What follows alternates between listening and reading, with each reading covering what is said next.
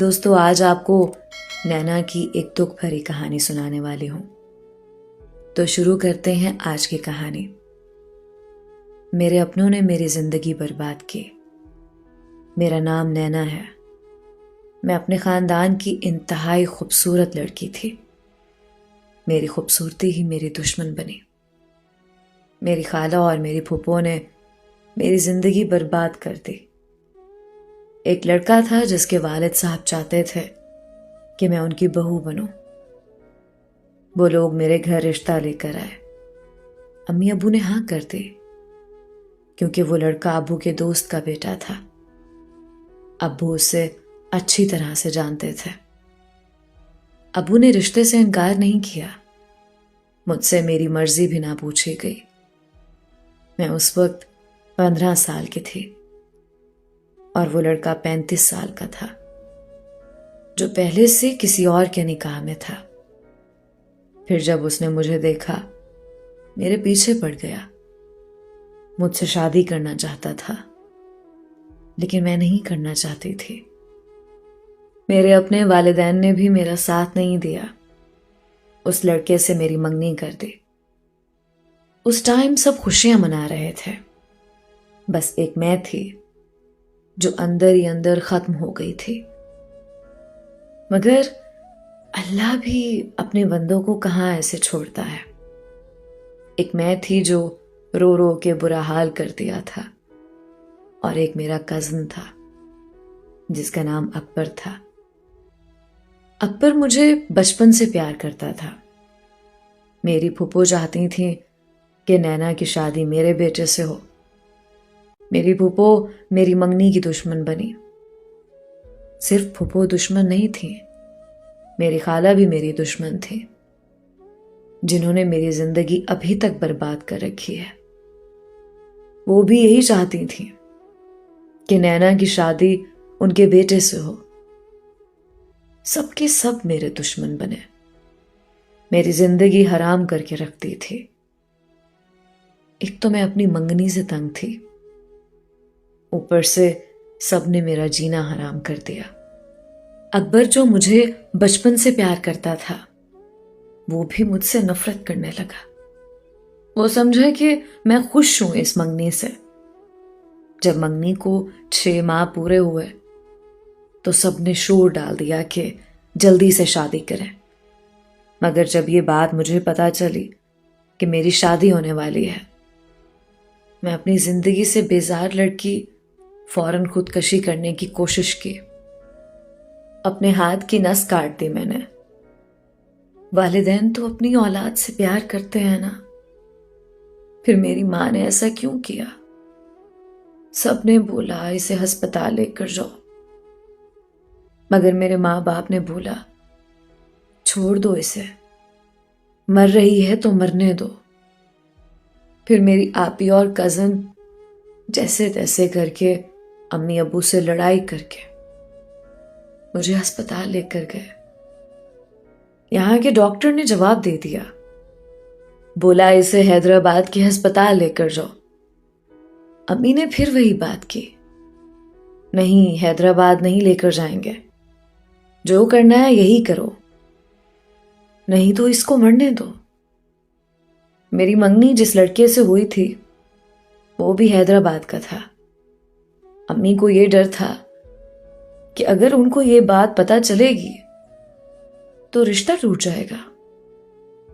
پھر بھائی اور کزن نے کسی کی ایک نہیں سنی، مجھے اسی وقت حیدرآباد کی ہسپتال لے کر گئے۔ میرا علاج کیا گیا۔ کچھ وقت بعد میری حالت تھوڑی سنبھلی۔ اللہ پاک نے مجھ پر کرم کیا۔ میری خودکشی کی خبر پورے خاندان میں پھیل گئی۔ پھر سب نے اپنے اپنے انداز کی بات کی۔ کسی نے کیچڑ اچھالا مجھ پر تو کسی نے گند ڈالا۔ قرض جتنے منہ اتنی باتیں۔ پھر کسی نے ہمیں خبر دی کہ میرے منگیتر کا اپنے محلے کی لڑکی سے چکر تھا، وہ اسے لے کر بھاگ گیا۔ چلو جو ہوا اچھا ہوا، میری جان تو بچ گئی۔ میری شادی نہیں ہوئی، رشتہ ٹوٹ گیا۔ جب میرا رشتہ ٹوٹا یہ بات اکبر کو پتہ چلی، وہ بھی بہت خوش ہوا۔ اب بس اس کی یہی کوشش تھی کہ کسی بھی طرح اپنے دل کی بات مجھ تک پہنچائے۔ اس وقت میں بھی بہت دکھی تھی، اندر ہی اندر ٹوٹی ہوئی۔ سب نے کوئی کسر نہیں چھوڑی مجھے تنگ کرنے کی۔ ایسی ایسی باتیں کرتے تھے کہ میرا جینا حرام کر دیا۔ گھر والے بھی تانے دینے لگے تھے، بے سہارا ہو گئی تھی میں۔ پھر اکبر نے اپنے دل کی بات میرے سامنے رکھی۔ مجھے اس وقت اس سے کوئی ہمدردی نہیں تھی، مگر میں نے اسے ہاں کر دی۔ پھر اس کی محبت نے میری زندگی روشن کر دی۔ مجھے اتنا پیار دیا کہ پرانے سارے زخم اس نے بھر دیے۔ ہم دونوں کو بات کرتے 3 سال ہو چکے تھے۔ بہت چاہتے تھے ہم ایک دوسرے کو۔ یہ بھی برداشت نہ ہوا میری امی، خالہ اور پھپھو کو۔ ہم دونوں شادی کرنا چاہتے تھے۔ جب یہ بات میں نے اپنے گھر والوں کو بولی تو میرے گھر والے نہیں مان رہے تھے۔ پھر میں نے جیسے تیسے کر کے اپنے گھر والوں کو راضی کیا۔ ادھر اکبر کے والد ہماری شادی کے حق میں نہیں تھے۔ انہوں نے انکار کر دیا اور بیٹے کو بولا کہ تمہاری شادی تمہارے چاچا کی بیٹی سے ہوگی۔ میں نے ان کو ہاں کی ہے، اور تمہاری بہن کی شادی بھی اسی گھر میں ہوگی۔ ایک بار پھر ہم پہ جیسے قیامت آ گئی۔ اکبر تو مجھے اپنی جان سے بھی زیادہ پیار کرتا تھا۔ اپنی ہر خوشی مجھ پہ لٹا دیتا تھا۔ اس نے اپنے باپ کی بات نہ مانی اور اس نے وہاں شادی نہیں کی، لیکن اس کی بہن کی شادی چچا کے گھر ہو گئی۔ اس کی بہن کی شادی کے بعد کوئی بات نہ ہوئی۔ ہم دونوں ایک دوسرے سے بات کرتے رہے، ایک دوسرے کے گھر جاتے رہے۔ جب اکبر کی بہن کی شادی کو 1 سال ہوا تو ان لوگوں نے اکبر کو بلیک میل کرنا شروع کر دیا کہ اب تم ہماری بیٹی سے شادی کرو ورنہ ہم تمہاری بہن کو طلاق دے دیں گے۔ اکبر گھر کا بڑا بیٹا تھا۔ اب اس کے لیے شدید مشکل فیصلہ تھا، کیونکہ ایک طرف اس کی بہن تھی اور دوسری طرف اس کا پیار۔ اکبر نے مجھے بولا چلو ہم کہیں دور چلے جاتے ہیں، اپنی زندگی ہم خود گزاریں گے ورنہ ہمارے گھر والے ہمیں جینے نہیں دیں گے۔ اس نے 2 آپشن رکھے میرے سامنے۔ وہ بولا کہ یا تو میرے ساتھ بھاگ چلو یا پھر میرے ساتھ خودکشی کر لو۔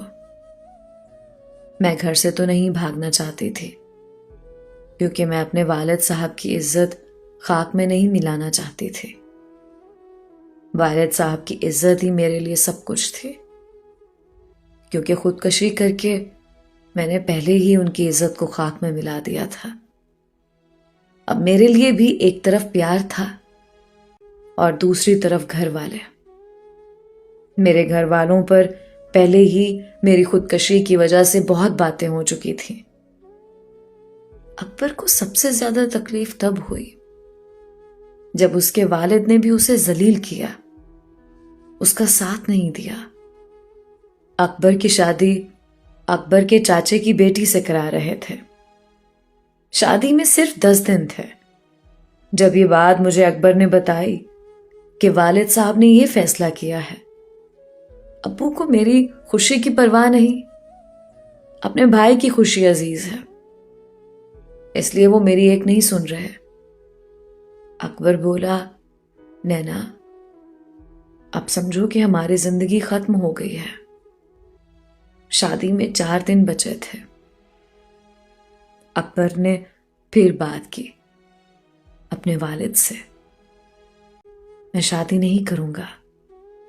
پورے خاندان کے سامنے وہ بولا مر جاؤں گا یہ شادی نہیں کروں گا، اگر شادی کروں گا تو نینا سے کروں گا۔ لڑائی کی، خود کو مارنے کی دھمکی بھی دی۔ پھر اگلے دن اکبر کے والد صاحب میرے گھر آئے، میرے والدین سے بات کی اپنا سارا مسئلہ بتایا کہ اگر میں نے ان کی بیٹی نہ لی تو وہ میری بیٹی کو طلاق دے دیں گے، جس کے چھوٹے چھوٹے معصوم بچے ہیں وہ رل جائیں گے۔ اب ہمارے پاس 3 راستے تھے، جس میں سے ہمیں ایک راستہ منتخب کرنا تھا۔ گھر سے بھاگ جائیں، زہر پی کر خودکشی کر لیں، یا پھر بڑوں کے مطابق شادی کر لیں۔ اکبر کے والد نے مجھے پاس بٹھا کر سمجھایا کہ بیٹی میری مجبوری ہے، وہ میری بیٹی کو طلاق دے دیں گے اور میری خاندانی زمین مجھ سے چھین لیں گے۔ میرا بھائی مجھے مجبور کر رہا ہے، میں بہت پریشان ہوں۔ بیٹا ہم سب پر تمہارا احسان ہوگا، میرے بیٹے کو سمجھاؤ، وہ تمہاری بات ضرور سنے گا۔ ایک بار وہاں شادی کر لے، پھر کچھ وقت بعد میں تم دونوں کی شادی خود کراؤں گا۔ ابھی میری بیٹی کا گھر بچ جائے، میں تمہارے آگے ہاتھ جوڑتا ہوں۔ یہ ساری باتیں اکبر بھی کال پر سن رہا تھا۔